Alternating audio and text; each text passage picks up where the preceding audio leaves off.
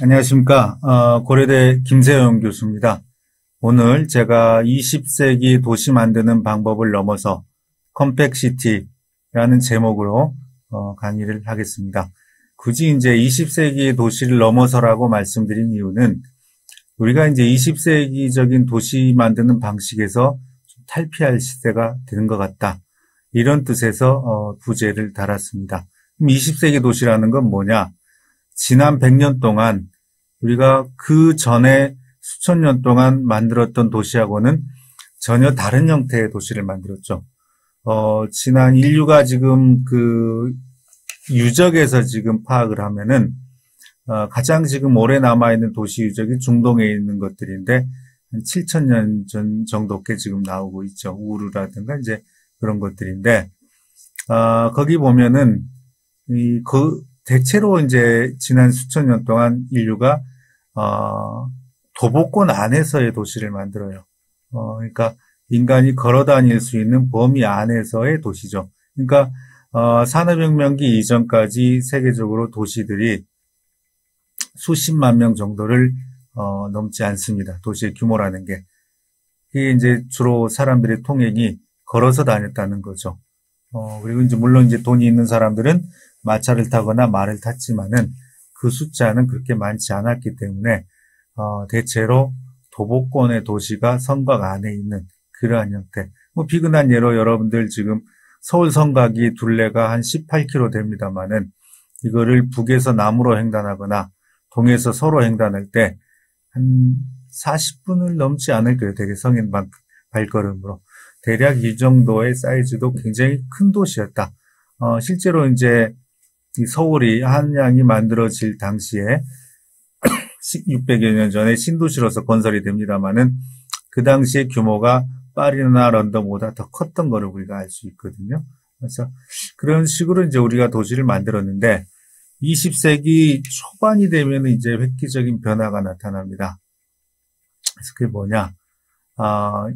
1900년대 초반에 헨리 포드라는 사람이 자동차의 대량 생산에 성공을 하죠. 그러니까 포드라는 사람이 자동차를 가장 먼저 만든 사람도 아니고 가장 잘 만든 사람도 아닙니다만은 이 헨리 포드는 당시에 미국의 노동자들이 6개월 정도 저축을 하면은 살 수 있는 가격의 자동차를 만들어내는 데 성공을 합니다. 여러분들 잘 아시는 컨베이어 벨트 시스템을 가지고 그렇게 했던 거죠. 자, 그러면서 도시가 급속하게 팽창을 하기 시작을 하죠.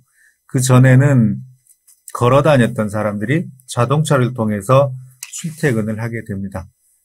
그래서 급속하게 도시가 확장이 되기 시작하는 그러한 상황을 우리가 맞이하게 됩니다. 미안합니다. 그게 이제 20세기적인 도시의 출발이죠. 그리고 1916년이 되면 뉴욕에서 조닝이라는 제도가 나타납니다. 조닝이라는 건 뭘까요? 그 전까지 사람들은 직장하고 주택이 그렇게 크게 분리가 안 되죠. 되게 여러분들, 우리 인천에 가면은 또 군산에 가면은 계양기 주택들이 있죠. 이 어떤 형태를 띠고 있느냐. 1층에 상가, 2층에 주택, 뭐 이런 거예요. 내가 1층에 가게 열고 2층에 거주하는, 뭐 이런 형태의 주택들이 서구에서 들어오면서 대체로 이제 우리나라에 정착을 하게 되는데, 직주가 이제 일치하는 그런 것들이죠. 자, 그런데 1916년에 조닝은 어떤 생각을 담고 있냐면은 직장하고 주택하고 분리한다. 그리고 도시 안에 용도 지역이라는 걸 만들죠.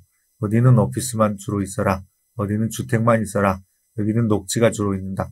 이런 식으로 분리하는, 나누는 이런 형태로 만들어지게 됩니다. 그래서 이런 조닝이라는 이런 생각이 전 세계로 이제 파급이 되는 거죠. 그래서 자동차의 대중화, 그 다음에 조닝, 이런 것들이 오늘날 20세기적인 거대 도시를 만들게 되고, 그 대도시의 이 교회화라는 것을 또 만들게 되죠. 대도시의 교회에 보통 이제 우리가 이제 배드타운이라고 하는 신도시들이 들어서게 되는 겁니다. 그래서 1970년까지 되면은 인구 100만 이상의 도시가 전 세계에 한 32개 정도가 됩니다. 70년대 초에. 근데 지금은 이제 벌써 1000만 이상의 도시가 30개에 육박하는, 굉장히 도시가 커지고 인구가 밀집해서 사는 이러한 형태가 되고, 드디어 2016년이 되면은 하비타트 3라는 게 이제 에콰도르 키토에서 회의를 하는데, 그때 이제 유엔에서 선언을 하죠. 인류의 절반 이상이, 당시 이제 50.2% 정도인데, 인류의 절반 이상이 도시에 살고 있는 시대가 되었다. 인류 역사상 처음 있는 일이다. 뭐 이런 식의 이제 이야기를 하게 되는 건데, 자, 이렇게 계속 확산되는 대도시, 기능 분리가 되는 도시, 이런 도시를 우리가 과연 만들어야 되느냐, 앞으로도. 이런 부분에 대해서 오늘 잠깐 이야기를 하고자 합니다. 그래서 제목을 20세기적인 도시를 넘어서 컴팩시티라고 붙였습니다.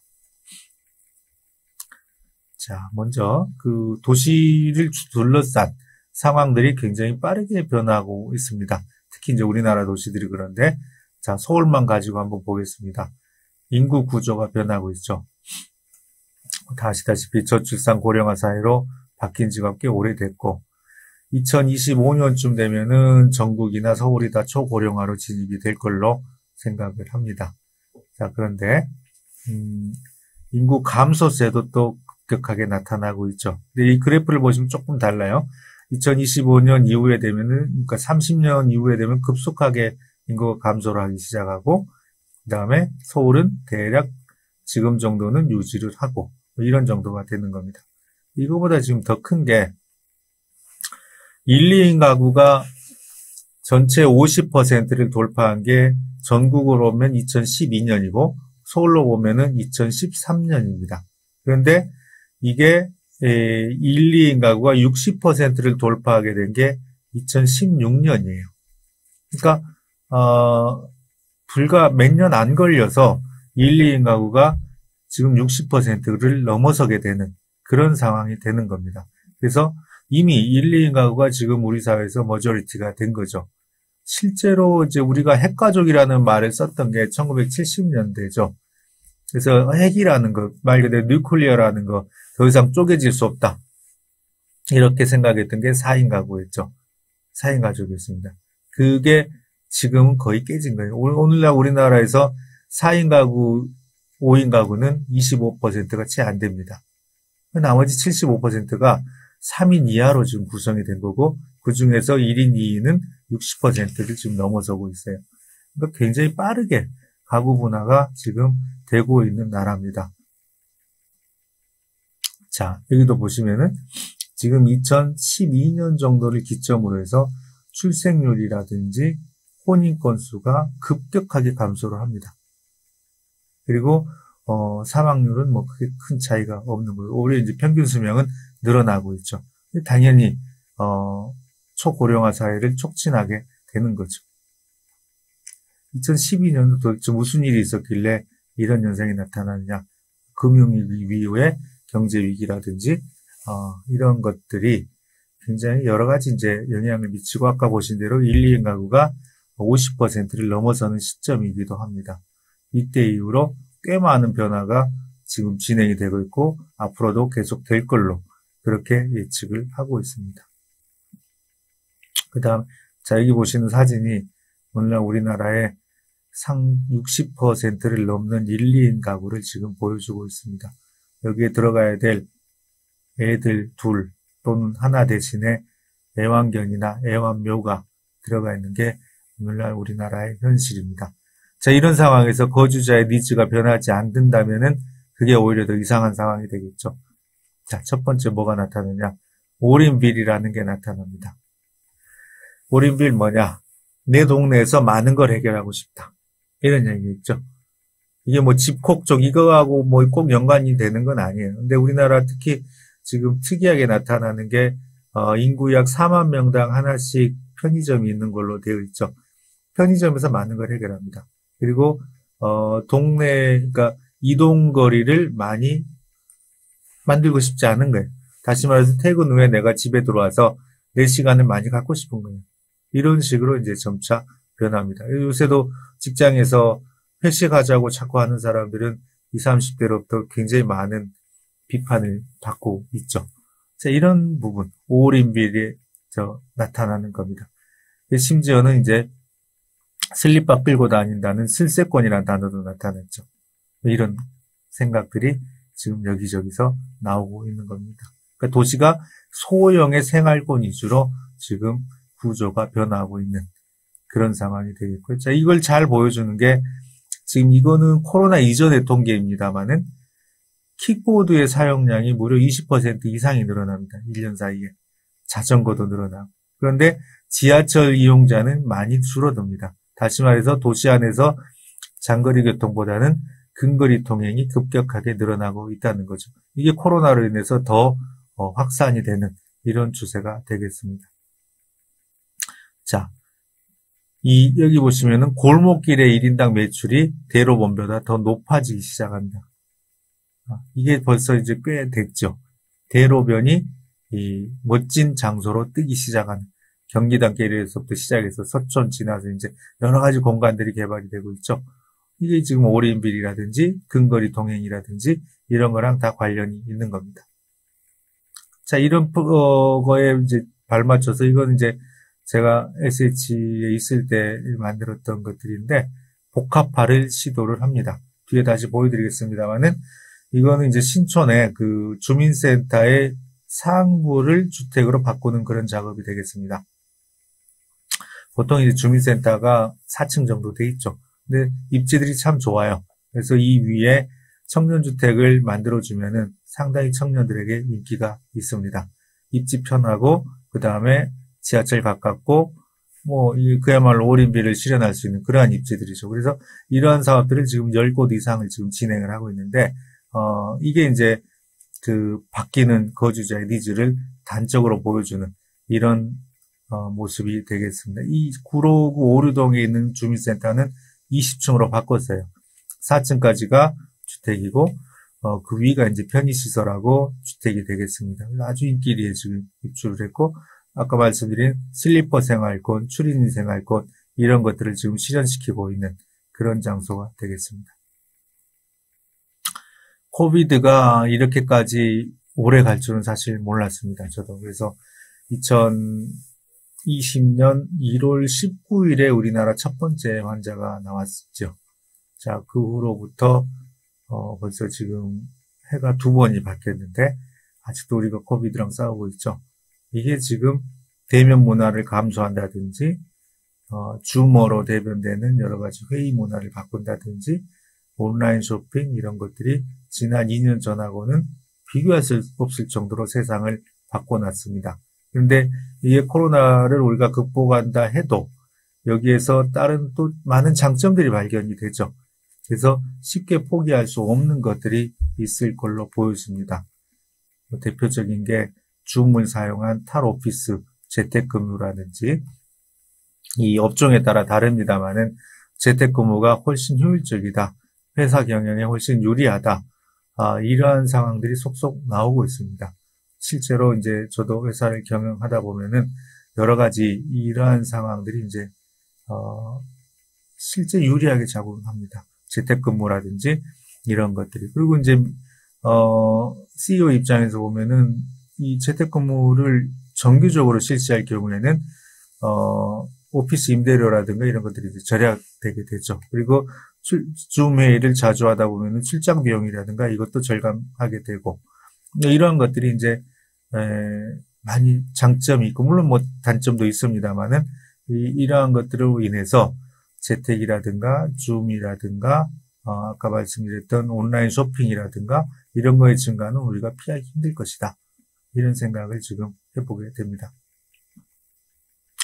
자, 그러면은 앞으로는 이런 변화되는 세상, 인구 구조도 변하고 거주자의 니즈도 변하고 코로나 이후에도 여러 가지 상황들이 변화될 걸로 보여지는데 앞으로는 이제 어떻게 우리가 주택을 지어야 되느냐 이런 걸 고민하지 않을 수가 없습니다.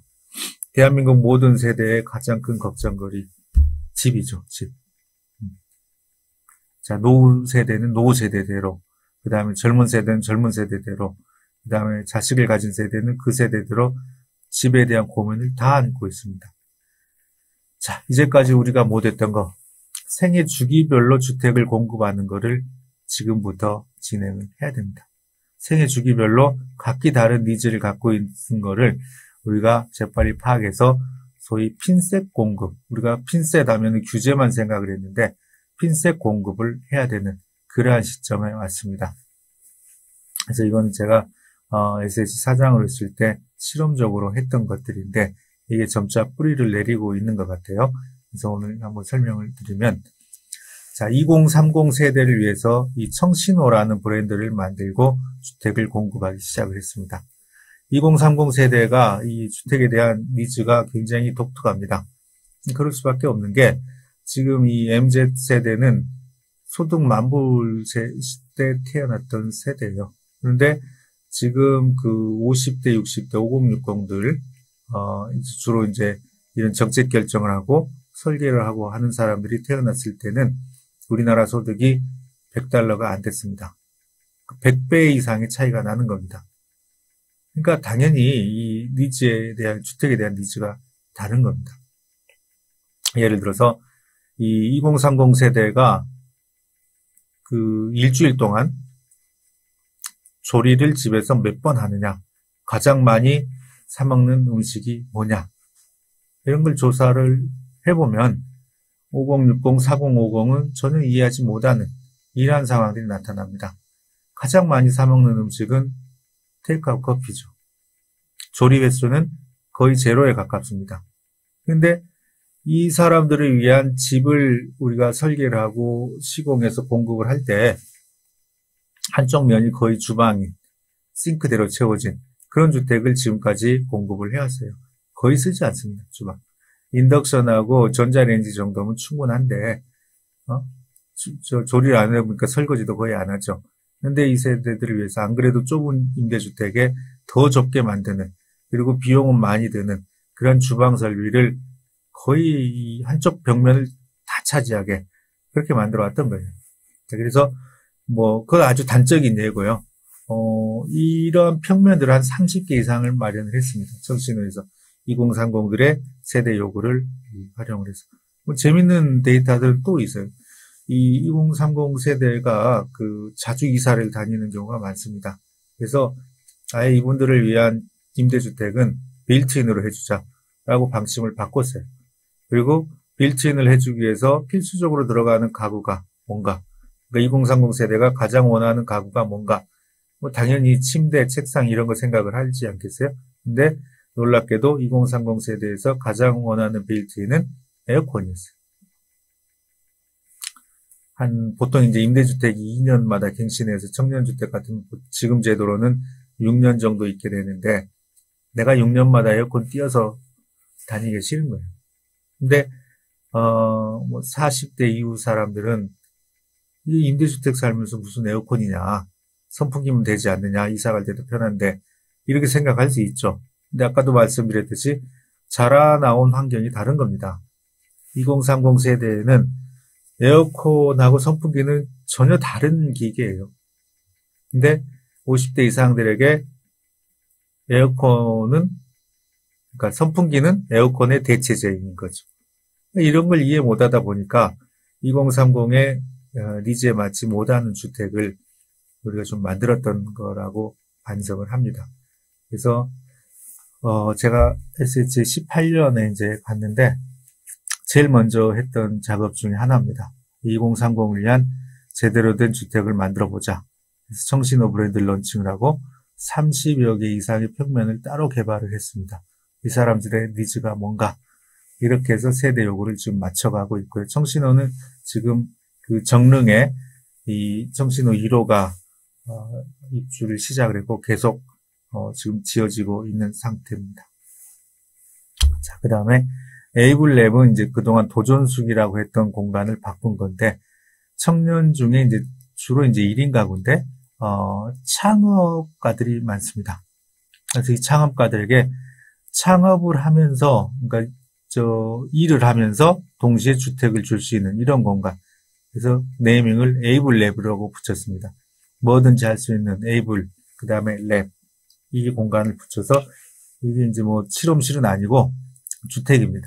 이렇게 해서 지금 열심히 공급을 하고 있고, 이거는 이제 창업 아이템을 갖고 있는 분들에 한해서 제공이 됩니다. 여기서 이제 많은 혁신적인 실험들이 나타나고 있는, 그러니까 직장하고 주택을 일치시키는 직주 일치가 되겠죠. 30대가 되면은 더 이상 임대주택에 흥미를 잃게 되죠. 자가를 원합니다. 내가 언제까지 임대에 있어야 되느냐. 그리고 되게 이제 취업을 하거나 뭐 여러 가지 일을 해서 그 돈을 조금씩 모아놓은 세대가 됩니다. 근데 서울의 평균 주택 가격을 감안하면은 여전히 목돈은 없는 거죠. 이분들을 위해서 만든 게 열리지라는 브랜드입니다. 이 열리지는 무슨 뜻이냐면 여기 자세히 보시면은 나무가 두 그루예요. 두 개의 나무가 서로 이렇게 그 엮어가면서 위로 성장을 하는 겁니다. 그래서 공공하고 개인이 함께 성장을 도와주자. 이런 의미에서 만든 게 이제 열리지라는 브랜드인데, 이거는 지분 적립형이에요. 그래서, 일정한 금액을 보통 한 20에서 25%를 납입을 하고, 그리고, 이 나머지 한 20년 동안 이걸 갚아가면서 내 지분이 점차 늘어가는 그런 자가형 주택이 되겠습니다. 그래서 이걸 처음 만들 때는 이제 서울의 평균 주택 아파트 가격이 9억 정도였어요. 그래서 2억 정도의 돈을 내가 대출을 받던 저쪽에서 모았건 이래가지고 그걸 SH공사에 납입을 하면은 이분의 자가 등기를 해줘. 물론 이제 그 낸 지분만큼만 해주죠. 그리고 나머지 돈들은 이제 갚아 나가자. 그런 생각으로 만들었던 거고요. 근데 이제 지금 10억이 훌쩍 넘어서게 돼서 좀 걱정이 되는데, 하여튼 지분 적립형이라는 개념을 가지고 이걸 처음으로 만들었습니다. 5060 세대는 이제 은퇴하는 세대죠. 근데 이분들이 이제 대체로 그 주택 하나 있는 경우들이 많아요. 그래서 내가 이 집을 팔자니 갈 곳이 없고, 그리고 집을 갖고 있자니 생활비가 없고, 그런 경우들이 꽤 있습니다. 그래서 이분들의 주택을 SH가 사서 나머지 30년 동안 이분들에게 연금으로 드리고, 그리고 이분들은 임대주택으로 이주를 하게 되는, 그렇게 되는 거죠. 그래서 한 3억 정도의 그 빌라나 다세대 다가구를 계산을 했을 때 이분들이 30년 동안 60대 이걸 SH에 파시면 90세까지겠죠. 매달 한 8, 90만 원 정도를 받게 돼요. 그렇게 해서 이제 설계를 해놓은 게 누리제라는 겁니다. 자, 그래서 이런 식으로, 이거 물론 여기서 이제 더 세분화될 필요가 있죠. 그렇지만은 20에서부터 60까지 이 세대들의 니즈를 파악을 해서 주택을 그분들의 니즈에 맞게 공급하자. 이런 생각을 이제 하게 됐고요. 이게 이제 정신호입니다. 정신호에 이제 여러 가지 좀 다양한 평면들이 있고, 여기서는 안 나오는데 이제 수납 공간이라 이런 곳에 굉장히 신경을 많이 썼어요. 집은 좁은데, 계절별로 이게 내가 옷이라든가 이거 안 쓰는 것들 많잖아요. 그런 것들을 어떻게 할 거냐. 그래서 지하층에, 각 세대별 계절 창고를 따로 드리고, 주택 안에도 어떻게 하면 수납을 잘 만들 것인가. 여기 잠깐 보이는데, 이거는 그동안에 이제 그 출입구 옆에 덕트로 공간으로 쓰던 공간이죠. 설비만 이제 들어가던 공간인데, 이걸 잘 설계하면 좀 남아요. 그래서 이 공간들을 이 현관 옆 창고로 쓰게 하자. 뭐 이런 발상도 있었고, 하여튼 여러 가지 다양한 평면들을 시도를 해봤고요. 그 다음에 이제 에이블랩은 이제 대학하고 자치구하고 SH가 삼각 협력을 해서 아까 말씀드려도 창업가들을 위한 직주 일체 공간이니까 여기에 인근 대학들의 설비를 쓸 수 있게.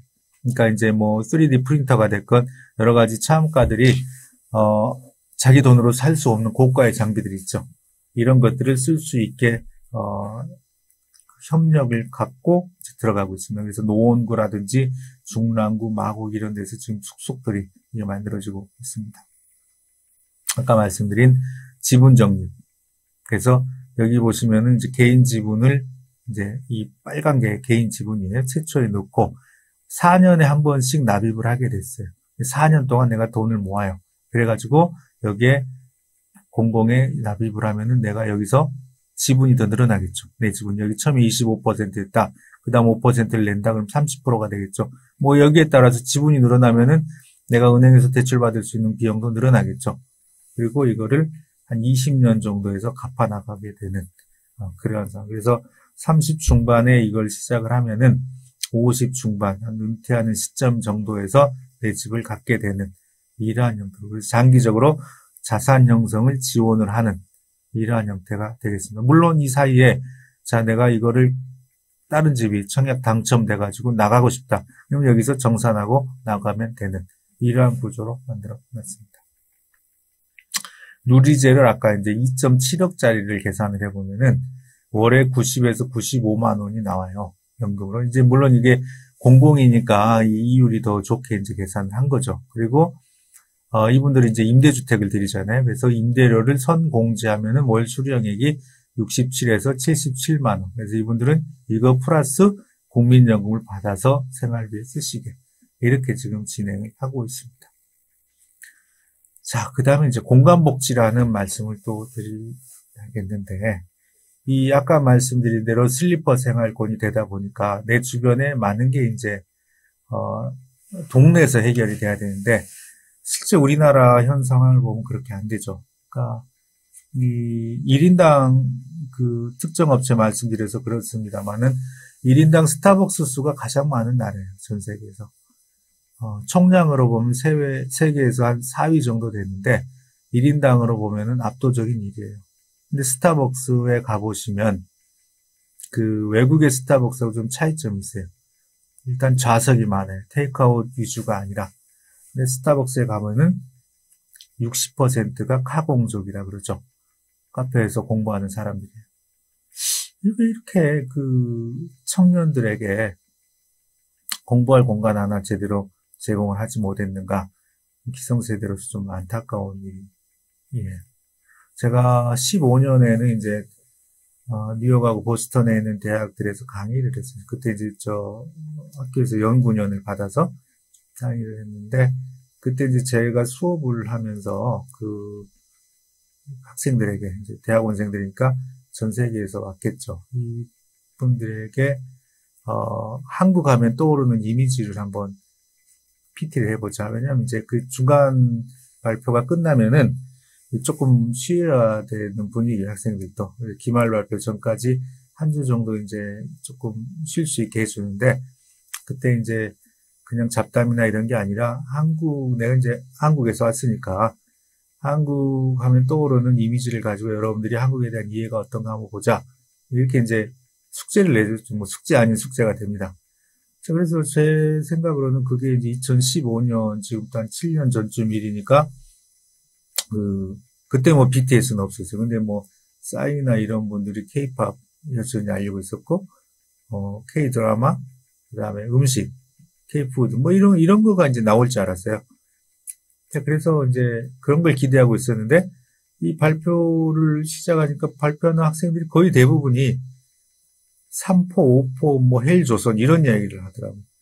솔직한 말로 그때 제가 5포가 뭔지 몰랐습니다. 3포는 얼핏 들어봤는데. 어떻게 이런 것들 그러면서 선생님 어떻게 거기서 저 서바이브 하셨어요? 뭐 이런 식의 질문도 좀 있고 그래서 야 이게 이제 당신은 이런 정보를 어디서 구했느냐? 그러니까 유튜브를 쭉 보여주는데 유튜브에 다 나오더라고요. 번역까지 돼가지고 그래서 대한민국이 참 살기 어렵고 노동 강도 높고 이렇게 빡빡한 걸로 묘사되는 저 게시물들이 한두 건이 아니었어요. 참 이게 좀 민망했죠. 민망하고 기성세대로서 책임감도 느꼈고. 자, 그런데 그러고 나서, 이제 이런 쪽에 공부를 좀 시작을 했습니다. 이거 어떻게 바꿀 수 있을 것인가. 자, 그런데 아까 말씀드린 대로 카공족이 그렇게 많아요. 그러니까 뉴욕 그 땅값 비싼 맨하탄도 한 걸어서 10분, 15분 가면은 대개는 크건 작건 퍼블릭 라이브러리, 공공도서관이 있습니다. 거기서 책 보고 커피 마시고 잡담하고 우리나라 카페에서 하는 일들 다 하죠. 도서관이 요새는 이제 조용하고 엄숙하고 그런 공간이 아니니까요. 우리는 도시에 돌아보면 그런 공간이 너무 없는 거예요. 그리고 공공이 이런 것들을 민간에게 좀 책임지어가지고 한 게 아파트 단지 내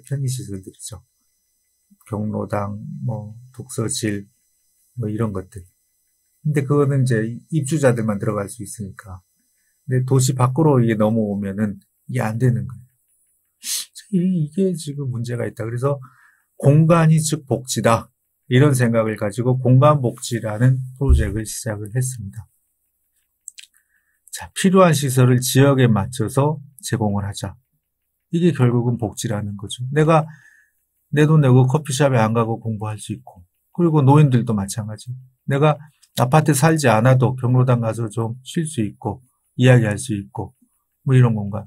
그 다음 공부하고 싶은 사람은 공공도서관에서 공부하고, 책 찾아보고, 이럴 수 있는 거. 그뿐만 아니라 뭐 요새 많이 니즈가 있는 빨래방이라든지, 뭐 그런 것들, 육아시설이라든지, 굉장히 부족한 거예요. 자, 그래서 이제 이런 것들, 공동육아방, 북카페, 계절창고, 스마트 세탁카페, 이런 것들이 이제 SH가 갖고 있는 건물 곳곳에 실현을 시키고 있는데, 이게 지금 턱없이 부족하죠. 지역 밀착형으로 이제 가야 되는데, 자, 그래서, 서울을 이제 시범구역을 정해가지고, 500 바이 500, 500m하고 500m 안에 들어가야 되는 시설들을 집어넣기 시작을 합니다. 그런 작업들을 진행을 했었습니다. 그런가 하면, SH가 갖고 있는 여러 주택 중에 반지하에서는 사람이 살게 하지 말자. 마침 이제 이걸 할 때 그 기생충이라는 영화가 히트를 쳤었어요. 그래서 반지하에 대한 이제 참 서러운 거죠. 그거를 이제 많이들 공감을 했는데 SHA 거주자분들도 반지하에 사시는 분들이 꽤 있었죠. 한 600호 정도 있었는데 이분들은 이제 지상으로 밀어 올리고 대신에 남는 이 공간들을 청년 건축가들에게 설계를 시켰어요. 그래서 마을 사람들이 다 쓸 수 있는 공유 주방도 있고, 그 다음에 코워킹 공간도 있고, 뭐 전시 공간도 있고, 이 중에 이제 어떤 것들은 이제 수익 사업이 되는 것도 있습니다. 돈을 내고 이제 빌려서 쓰는 거니까. 이런 식으로 해서 이제 반지하 공간들을 지역 커뮤니티 시설로 바꿔서 공급을 하기 시작을 하죠. 물론 여기에 아까 보여드린 빨래방이라든가 뭐 이런 것도 들어가고요. 커피숍도 들어가고 뭐 그런 거죠. 자, 그렇게 해서 이제 차근차근 공간이 복지다라는 생각 하에 이제 진행을 하고 있는데 이게 좀 속도를 냈으면 하는 바람이 있어요. 자, 그리고 이제 오늘의 본론 컴팩시티. 컴팩시티를 왜 하는가? 서울 안에는 이제 저 대규모 택지는 이제 없습니다. 그래서 대형 아파트 단지로 할 수 있는 이제 공공택지 말씀드리는 거예요. 공공이 갖고 있는 땅은 없습니다. 자, 그런데 서울은 여전히 주택이 부족하죠. 서울의 주택 보급률이 지금 한 95% 돼요. 전국이 한 105% 되고, 유럽 같은 경우는 대체로 한 120% 지향하고, 우리는 아직 집을 많이 짓지 못했으니까 110% 정도는 해야겠다라는 게 이제 제 생각인데, 그러면은 꽤 많은 집을 앞으로도 지어야 됩니다. 자, 이거 어디다 지을 거냐? 자, 그래서 이제 땅을 찾아야 되는 일들이 생깁니다. 그래서 이제 주목한 게 도로, 차고지, 유수지, 물재생센터, 주차장, 뭐 아까 말씀드린 주민센터, 뭐 이런 것들이 여기를 입체화하고 복합화해서 지어야겠다. 도시 안에 그동안 저이용된 공간들, 이런 것들을 한번 바꿔보자. 이런 생각을 이제 하게 되는 거죠. 자, 그래서 서울 안에 이제 이런 빨간 점 찍히는 공간들, 이런 공간들을 먼저 찍어가지고 이 저이용된 시설 부지를 보다 컴팩트하게 쓸 수 있는 입체화 복합화 공간인 컴팩시티로 바꾸기 시작을 했습니다. 자, 첫 번째, 조금 쇼킹하게 가야겠다 이런 생각에서 도로를 입체하기 시작을 합니다. 이게 지금 아직 착공은 못하고 법적인 인허가나 이런 건 이제 다 끝난 걸로 알고 있는데 이게 지금 북부간선도로예요. 이 북부간선도로를 올라타는 주택을 만듭니다. 990세대를 만드는데 이제 사람들이 그러면은 이걸 지을 동안에 이 아파트 보통 한 2년 반, 3년 걸리는데 이 동안에 이 간선도로를 막아야 되는 거 아니냐 이런 생각을 많이 우려를 하세요. 그렇게 짓지 않고 이 주택들은 공장에서 짜옵니다. 생각을 좀 다르게 하면은 이런 식으로 됩니다. 이게 좀 단면도가 되겠는데 이런 12층짜리 주택을 모듈러로 해가지고 일정한 그 모듈에 따라서 주택을 만들죠. 그리고 이거를 공장에서 짜와요. 호별로 짜와가지고 현장에서는 조립만 합니다. 그러니까 공사하는 기간 동안에 북부간선도로를 막을 이유가 전혀 없는 거죠. 차들은 여기 계속 다닙니다. 그리고 그 위에서 조립을 하기 시작을 합니다. 그렇게 해서 공사 기간도 줄이고, 그 다음에 이 통행에 따른 불편도 없애고, 그리고 지하에는 아까 말씀드린 공간복지시설, 지상은 공원, 이렇게 바꾸게 됩니다. 그래서, 시내 컴팩시티가 이제 착공 완공이 되면은, 예정대로 가면은 한 3년쯤 후에 완공이 될 텐데, 우리가 도로도 이렇게 활용할 수 있구나. 뭐 이런 생각들을 하실 수 있겠어요. 또 어떤 분들은 먼지나 소음은 어떡합니까? 이렇게 이제 말씀을 하세요. 뭐 진동도 공법으로 많이 해결이 됩니다. 그리고 물론 문을 열어놓으면 소음이 있겠지만은 하루 종일 문을 열어놓고 있지는 않죠, 우리가. 그래서 완벽하게 그 페어글라스를 사용해서 소음은 차단하는 이런 상황이 되겠습니다. 여기가 이제 지금 장지동에 있는 버스 공영 차고지입니다. 서울에 이런 공간이 한 30개 정도 있어요. 자, 근데 이제 되게 서울 외곽에 있습니다. 외곽에 지어질 때는 차고지니까 당연히 외곽에 지었겠죠. 근데 도시가 이제 커지면서 이 대부분의 이제 버스 공영 차고지 주변이 다 이렇게 보시는 바와 같이 아파트 단지가 됐어요. 이 아파트 단지에 사시는 주민들이 어떤 고통을 호소하냐면은 제일 힘든 게 뭐 소음, 먼지 이런 게 아니고 빛공해라 그러세요. 새벽까지 버스가 들어오니까. 자, 그래서 여기에 착안을 해서 버스 차고지는 이렇게 지하로 들어갑니다. 버스 차고지가 지하로 들어가고 그 위층에 이제 이런 공간 복지 시설이 들어서고 그 다음에 공원이 되고 주택이 들어섭니다. 그래서 주민들로서는 없던 공원하고 공간 복지 시설이 생기는 거죠. 그리고 여기에 새로운 세대가 입주를 하게 됩니다. 버스 차고지는 여전히 작동을 하죠. 다만 지하에서 왔다 갔다 하니까 주민들이 불만이었던 빛공해나 소음, 먼지 이런 거는 말끔하게 해결이 되어진다고 봅니다. 강일 차고지도 마찬가지. 지금 이 강일 차고지 모습인데 이것도 역시 지하로 가라앉힙니다. 그리고 지상의 공원, 그 다음에 주택 이런 식으로 됩니다. 그리고 이제 빗물 펌프장, 여기 지금 빗물 펌프장이 서울에 꽤 많이 있습니다. 이 빗물 펌프장이 이제 1년에 사용되는 기간은 얼마 안 되죠. 그렇지만은 또 꼭 필요한 시설입니다. 자, 그래서 이 빗물 펌프장은 이제 대개 한 2층 정도 규모예요. 그리고 꽤 많은 부지들을 차지하고 있는 곳들이 많습니다. 그래서 이 빗물 펌프장, 이 빨간 벽돌 보이시죠? 여기를 그대로 놔두고 이 위에 주택을 짓습니다. 편의시설을 짓습니다. 네, 이렇게 해서 연희동에 빗물 펌프장 활용을 하는 새로운 공공주택. 지금 보시면은 이 공공주택들이 다 디자인도 멋지죠. 그래서 그동안에 이제 우리가 막연하게 갖고 있는 공공주택은 성냥갑 모양이다, 싸구려 주택이다, 이런 이미지를 탈피하고자 합니다. 근데 이렇게 하면 돈이 많이 들지 않냐 이러는데 아까 말씀드린 대로 기존의 부지를 이용하니까 토지 매입비가 안 들어요. 땅값이 제로인 것입니다. 그래서 건축비를 쓰고도 충분히 쓰고도 오히려 더 이득이 되는 그런 경우들이 많습니다. 이렇게 해서 컴팩시티를 하나 둘 만들어 나가고 있고요. 증산동에도 이제 빗물 펌프장이 있습니다. 여기 지금 이 공간인데 이거를 역시 이렇게 빨간 벽돌 보이시죠? 여기는 이제 데크를 이용해서 위로 이렇게 쫙 올립니다. 이런 식으로 해서 새로운 공공주택을 또 만들어냅니다. 자, 그거 외에도 아까 보여드린 신촌주민센터라든지 이 공영주차장이 있어요. 공영주차장 위에 주택을 이제 만든다든지 그 다음에 이제 이거는 이미 완공을 했어요. 오류동 주민센터, 공영주차장. 그 다음에 이제 시장 있죠. 재래시장. 재래시장이 이제 대개 한 2층 정도에서 보통 이제 1층에서 장사 이루어지고 그런데 그거를 다시 시장을 재건축하는 이런 경우가 되겠고 이렇게 해서 도시 안에 저이용 토지를 활용해서 했을 때 우리가 꽤 많은 숫자에 5만 호 이상이 지금 가능하고 뭐 맘먹기에 따라서는 더 많이도 가능합니다. 서울에만 지금 주민센터가 300곳 이상이 있고 전국으로 보면은 4,000곳이 있습니다. 이러한 것들을 우리가 잘 활용을 하면은 여러 가지 좋은 공간, 또 대체적으로 지금 말씀드린 이러한 공간, 주민센터라든지 그다음에 그 빗물 펌프장, 그다음에 이런 또는 최근에 소방서도 시작을 했는데 이런 것들이 비교적 교통이 좋은 곳에 있습니다. 이런 것들을 우리가 잘 개발을 해서 그동안 이제 지난 50년 동안 정신없이 달려왔지 않습니까? 도시도 정비하고 조금 더 입체적, 복합화해서 컴팩트하게 써보자. 이러고 동시에 여기 아까 말씀드린 공간 복지를 이 공간을 통해서 활용을 해보자.